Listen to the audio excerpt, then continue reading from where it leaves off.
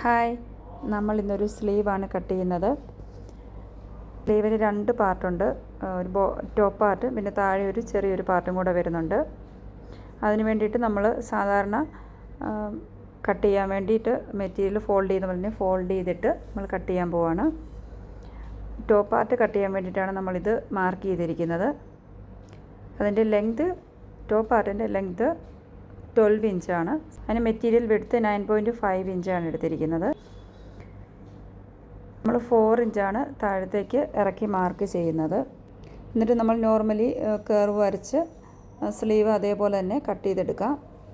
ഈ sleeve cut ചെയ്തതിന് ശേഷമാണ് നമ്മൾ താഴത്തേക്കുള്ള പാർട്ട് കട്ട് ചെയ്തെടുത്തിട്ട് ഇതുമായിട്ട് അറ്റാച്ച് ചെയ്യുന്നത്.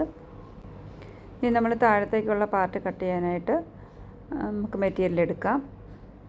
നമ്മളതിൻ്റെ ലെങ്ത് എടുത്തിരിക്കുന്നത് 22 ഇഞ്ചാണ്, വിഡ്ത്ത് 7 ഇഞ്ചാണ്. ഇങ്ങനെ നമുക്ക് 2 സ്ലീവിനുമായിട്ട് 2 പീസാണ് നമ്മൾ കട്ട് ചെയ്തെടുത്തിരിക്കുന്നത്. ഇനി നമ്മൾ സ്ലീവിൻ്റെ ടോപ്പ് പാർട്ടിലേക്ക് ബോട്ടം പാർട്ട് അറ്റാച്ച് ചെയ്യുകയാണ് ചെയ്യുന്നത്. ബോട്ടം പാർട്ടിൽ ഗാദേഴ്സാണ് ഇടുന്നത്.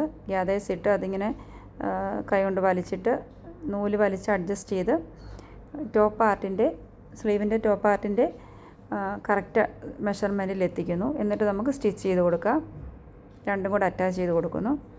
അറ്റാച്ച് ചെയ്തതിന് ശേഷം ഒന്ന് പതിച്ചടിക്കുന്നുണ്ട്, എങ്കിലേ അത് സ്ലീവ് നല്ല ഫിറ്റായിട്ടിരിക്കുകയുള്ളൂ. ഇതിന് ശേഷം ഇതിൻ്റെ എൻഡിൽ നമ്മൾ ഇലാസ്റ്റിക്കാണ് വെക്കുന്നത്. ബോട്ടം പാർട്ടിൻ്റെ എൻഡിൽ നമ്മൾ ഇലാസ്റ്റിക് എടുത്തിട്ട് നമ്മളത് അറ്റാച്ച് ചെയ്ത് കൊടുക്കുകയാണ് ചെയ്യുന്നത്.